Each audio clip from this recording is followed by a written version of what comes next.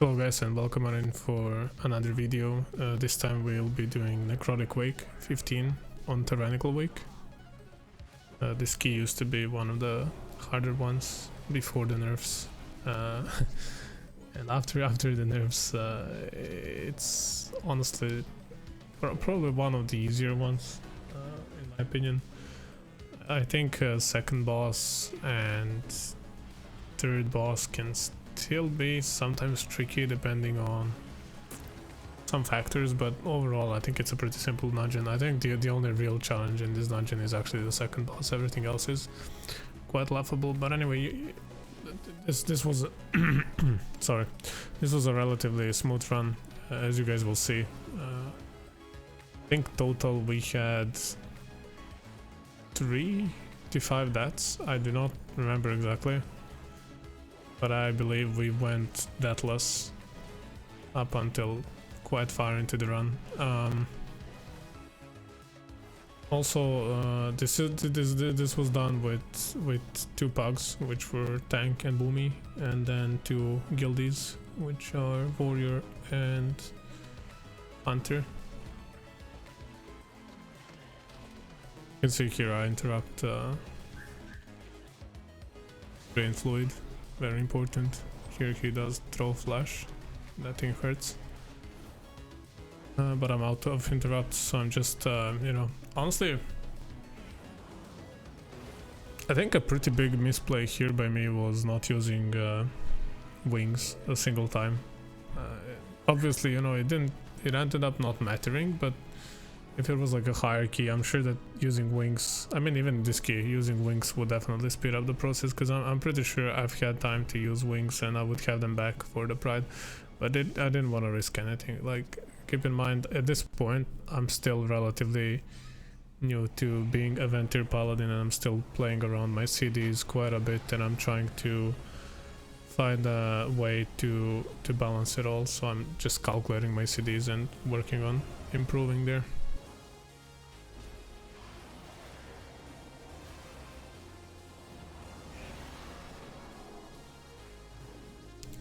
Here we deal with Pride. Honestly, like, I ended up not using my Ashen Hollow on the Pride, because I was thinking it's 15, it's Tyrannical, might as well save it for the boss. Tank said here, I think it was Tank that made a call, he wanted us to use orbs, Kyrian orbs for the pack after and not for the boss. I think it's either that or we actually don't have a Kyrian. I do not remember, to be honest with you. So here I put down Ashen Hollow. Honestly, in retrospective, this was a very risky play, because as you can see, like he summoned you know, his pools, and it almost pushed here. Like I think I lost like 30 to 40% of effectiveness there of Ashen Hollow. But it's fine, like, with, you know, like Boomkin and Hunter, they did a lot of damage. Warrior as well, we handled worms properly, we dealt with boss, and it was actually pretty smooth and pretty simple. Binding shots. Wait, I hate these worms. Please, if you're DPS, deal with these guys. They're so annoying, and they actually, like, they exponentially get stronger every hit they do. So it's very important to focus them and kill them ASAP. Anyway, pretty simple boss. Honestly, it could have gone a lot better if I played Ashen Hollow better, and if we played around it a little bit better overall. But still, it was pretty smooth for a Tyrannical Wake. Pretty clean. And then moving on.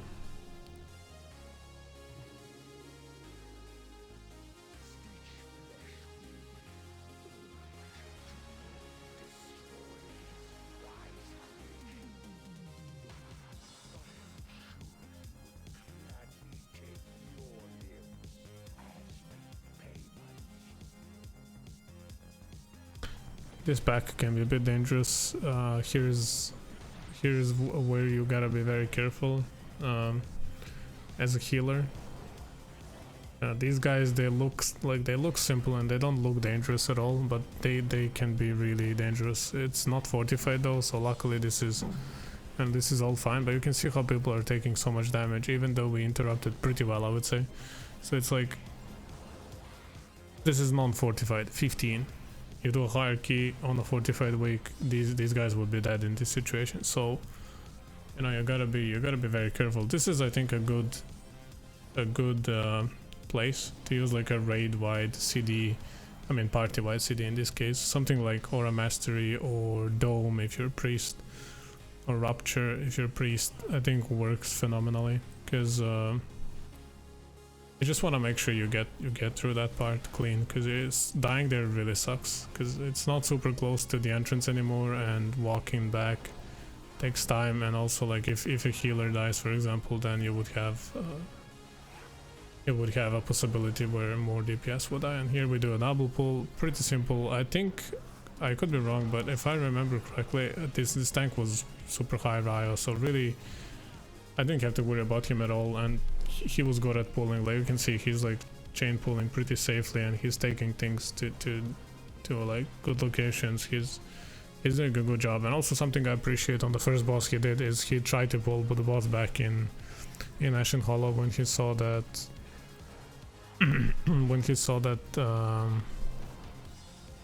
like there's like a room for that, because at first it looked like, you know, Ashen Hollow got overtaken by the AoE on the floor, but after that there was room for it. So I really appreciate that. You know, I like when other players like to enable other players. I think, you know, it's a very good thing. I mean, obviously, but you know, some people would be like, it's your fault for using, you know, Ashen Hollow wrong or whatever. You know, yeah, people don't always make the best decisions. Just roll with it, try to make the best out of it. Everybody makes mistakes, you know, you just gotta adapt, improvise, and overcome. Here, once again, it seems like I don't decide to use Ashen Hollow here. I actually don't know why.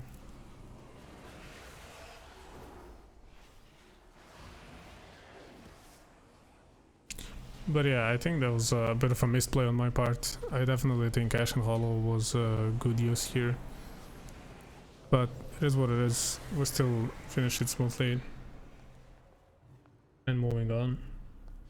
Oh yeah, so maybe this was my logic, but if that's what I thought, then there is not a single reason to use wings there, because using wings without Ashen Hollow I mean, using Ashen Hollow without wings is a big yikers. I really don't want to be doing that. I don't really understand why I didn't use Ashen Hollow, to be honest. It's let's call it a mistake. But anyway, we still breezed through the pack, and we're moving on. Dealing with these guys, just don't be in front of them, stay behind. Pretty simple. Drop a consecration. There's nothing even to heal here, so just, you know, provide the damage contribution to your team. When there's not much healing to be done, there's two things you can do, in my opinion. You can either DPS as hard as you can as a healer, which is, I think, the best option, and the second option is you can sort of use the time to, maybe if you're not good at looking too far ahead, maybe this is a good time to, like, sort of, you know, give yourself a breather and think about what you'll be doing on the next pull, think about what CDs you will use, and stuff like that. Like, just prepare, you know, prepare for the next pull. Trash here was pretty simple. Once again, it's, you know, after the nerfs, and since it's not fortified, like, really, this dungeon really isn't too much to worry about. The scariest part about all of this dungeon, to me, honestly, were explosions. And here you can see I'm trying to do as many explosions as I can. It's not ideal using Holy Shock and Judgment on these, but honestly, like, yeah, it's a DPS loss for me, but overall for the group it's a DPS gain if I'm the one doing it, as opposed to, you know, Hunter or Warrior or Boomy. You really don't want these guys to be doing that. You want to take care of it. Because, you know, outside of RCDs, we don't deal that insane damage. I mean, we do, but, you know, like you can see here, like, I'm doing, what, like 2k, whereas everybody else is doing way more, so, you know, just let them take care of it. And, you know, you can drop, if it's a big pull, you drop Consecrate and you'll still deal a lot of damage just passively from that one global CD. So it definitely has a lot of value. Here another Pride, and I think, don't quote me on this, we'll see, but I think this is again somewhere where I didn't use Ashen Hollow. And this time I actually remember the reason. It's because I wanted Ashen Hollow for the boss. Next boss can be incredibly tricky, especially on Tyrannical, and I think I just wanted to make sure that I deal with it properly. I think that was my line of thought. I wanted to make sure I have CDs for it. And this next pack, it can be really tricky. Here we skip. Oh yeah, we skipped here. Oh, I remember what happened this dungeon. Oh no. Oh, it's embarrassing. It's okay. You'll see soon. It's embarrassing after the boss. But here we skipped. I think it's a good play. I don't know. I'm a little bit conflicted on this skip because we lost about 30 seconds of the Pride, which is not ideal. So there's definitely a better way to do this. But still, I saved Ashen Hollow. We're prepared. We still have Prideful for at least like 20-25 seconds. So deal with it. I think this boss fight was pretty smooth. Let's see. I use a stun. That's actually not that smart, I think. In a lot of cases, I don't think you want to be stunning there. I think you want to interrupt them so they, can group them up. But yeah. Ultimately, we gotta kill them, and I just thought, it's better to stun him so he doesn't cast. And I have no idea why I'm saving Ashen Hollow for so late. But this is the part of, inexperience as a Venthyr Pala. Like, I'm just over saving a CD. It's very bad. This is such a good song. And yeah, so here he spawns, he starts spawning ads, and I think that's what I wanted to save Ashen Hollow for, and it's such a big ability. Like, look at this, it just makes this incredibly safe. It's really, the value of this spell is just so sick. That's why you want to use it as often as possible, but you also want to use it at the right time. Like, you don't want to just, you don't want to just put it on CD. It has such a good use for a lot of things. And I think also like affixes impact a lot where you want to use it and stuff like that. I think on higher keys you definitely use it on prides only, but in lower keys you can be much more flexible with it and play around that. Yeah, anyway, as you can see, pretty smooth boss kill. Even though it's Tyrannical, we didn't really have much issues. I saved, we used Spear on him, and I also saved Ashen Hollow for the last spawn. And here I think we will focus boss and finish him if we were smart. We'll see. Yeah, I think, yeah, we just sort of figured out that we can just kill boss. And here comes the funny part. So we still need to get percentage, but two guys went up. And now we get impatient, and our perfect run is ruined here because we pulled this pack, which is not that hard. Like, it's a difficult pack, even with 5 people, and we are 3, and 2 of those 3 people are healer and tank. So basically we end up not having damage to do this properly. And I think I end up using some CDs here as well, because, yeah, see, I used Holy Paladin here, which is a pretty big deal. It's a 3-minute CD. Definitely not optimal, but as we said, mistakes happen. Like, I think in retrospective we should have waited for them. I think that would save us more time.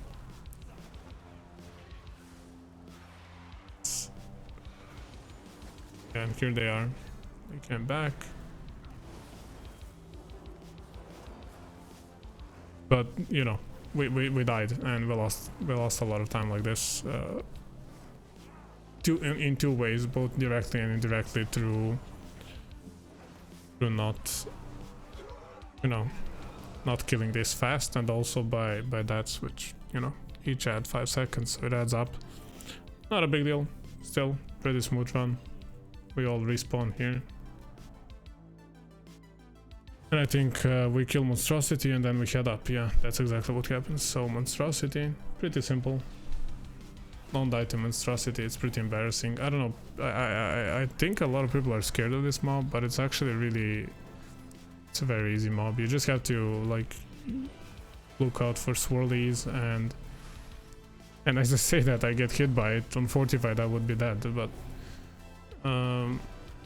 just look out for swirlies and don't stay in when he does the AoE. And it's pretty simple.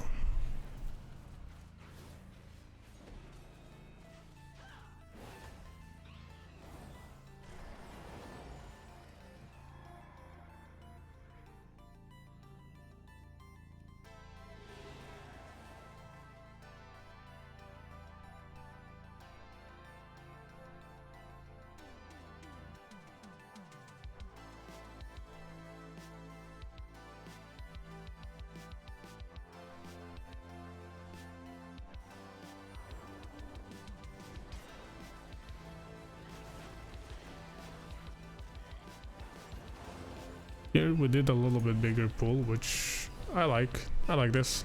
It's nice. I think it saves a lot of time to do it like this. Tank used his Ashen Hollow, and it was pretty smooth. It was really nice. I guess, you know, to some degree all he wanted to do as well is just, you know, just put it on CD. Don't oversave. You can see like how much damage he did as well with Ashen Hollow. Honestly, what a crazy spell. And these packs, like, there's not too much to talk about. They have a couple of mechanics that you gotta be aware of, like just interrupt. Drain fluids is very important to interrupt. Throw flash as well. Throw flash, you can't interrupt, you need to stun it, so it's good to save to let interrupts deal with, you know, gore splatter and drain fluids, and then stun the throw flash. That's it's a good way to do that. And we as paladins, we can actually do both. I don't do it here because, you know, I don't know if I forgot or I just, you know, wasn't fast enough, but we have disorient for throw, and we have stun as well, so we can interrupt that in two ways, which is very valuable for this key in particular. Also, this is one of the keys where you could run repentance instead of blinding light, but that's a whole other story, whole other discussion. Let's not go into talents too much. I don't feel like it's my place to say these things yet, because I'm still learning myself, and I don't want to say something that's wrong and, you know, mislead people. I like to keep these talents because I simply think that AoE blind is too much value to pass. See here, if I AoE blinded, I would never be in danger like I was, because I would have interrupted and nothing would happen. So it really is so much value, especially because it's AoE. Like, you can get like 5 times the value of repentance. So yeah.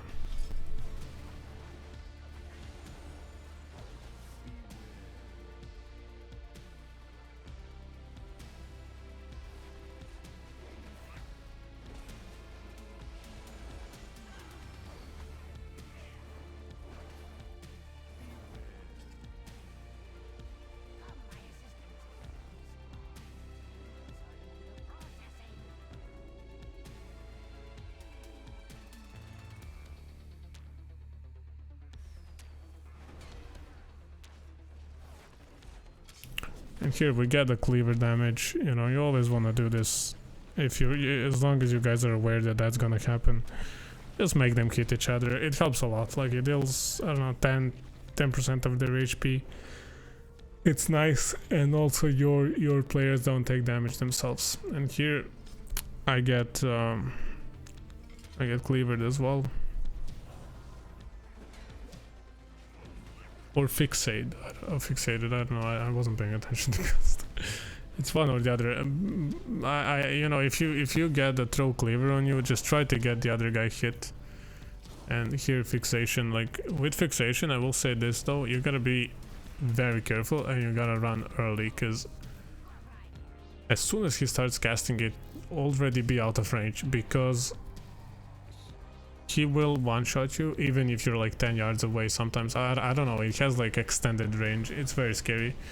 Just don't play with that ability. But like, one thing I noticed in this dungeon is how nice it is to have a good tank. Like this guy just never took damage. He was never in danger of dying, which let me completely focus on healing people and dealing damage, which is why I think we did this key as fast as we did, because I could just deal damage. I think a lot of times I was using Holy Shock offensively, which is usually a lot of lost value on it, because we run the Lego that leaves shield on the Holy Shock targets, right?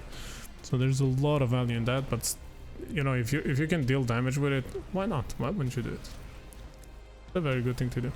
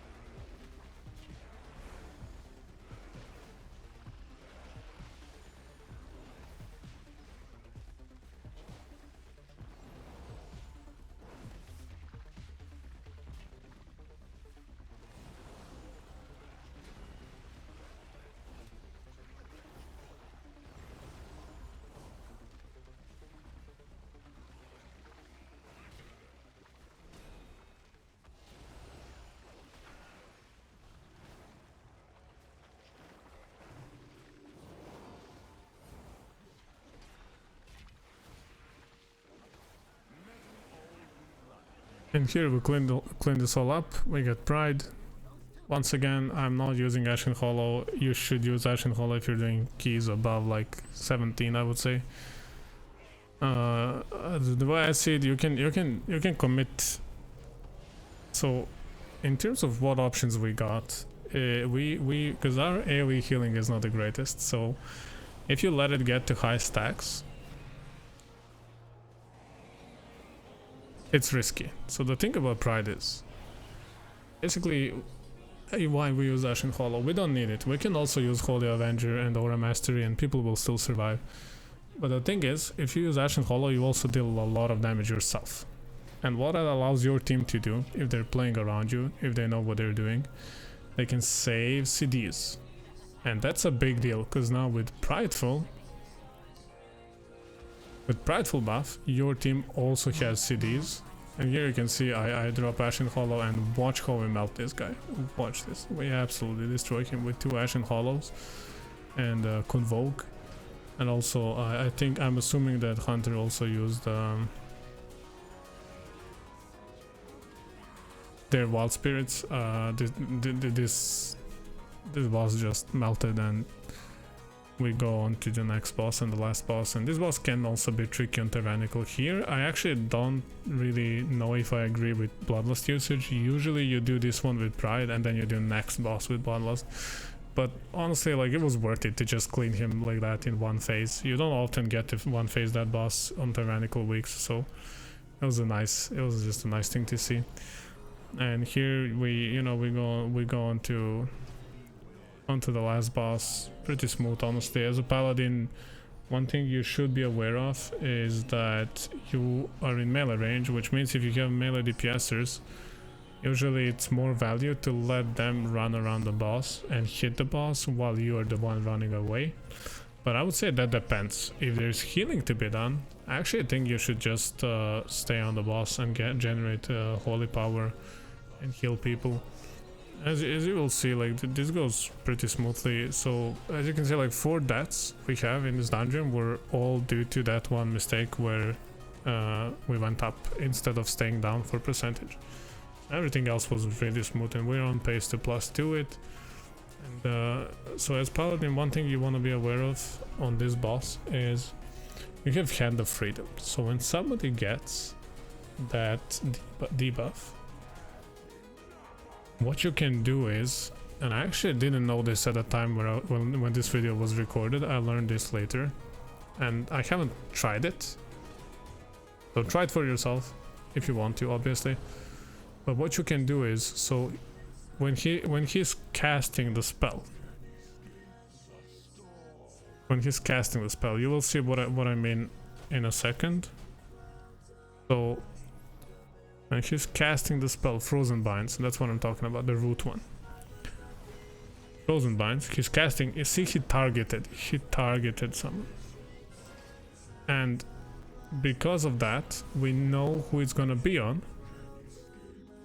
Unless there's like a mechanic overlap. I don't know if those happen and how often they happen, but you know, it's something you will see through experience. But what you can do is you can hand the freedom preemptively, and when he does it, nothing happens. And that way you don't even have to spread. And with 2 paladins that we have here, if we talked about that a little bit, I'm actually pretty sure we could have had like not even see the mechanic for the whole fight. But obviously, like, I'm talking about some, you know, min-max things. These are not, you know, rarely are they the difference between timing or not timing key. Like, you know, if you have 2 paladins in your group, you might want to talk about it. I'm not sure if only 1 paladin is enough for that strat, and also if you would happen to make a mistake, it could be costly, but it's worth a try. I think the gain is pretty big if you pull it off, so it's definitely something to consider. Anyway, here our warrior makes a mistake. I don't know, maybe he lagged, maybe he lost a bit of focus, so he ends up dying, and that's the 5th and final death in this key. I'm pretty sure it was a really smooth key, and I had lots of fun doing this one. Necrotic Wake used to be the one of the keys I hated the most before, and nowadays it's one of my favorites. And that's not because it's easy. I don't know, I like it. I don't know why. I think it has a cool design and just a pretty nice key to do. Anyway, guys, thank you for watching. I really appreciate it. And if you don't mind, like and subscribe, comment, let me know what you think and what you would like to see in future. And I hope you guys have a great day. Bye.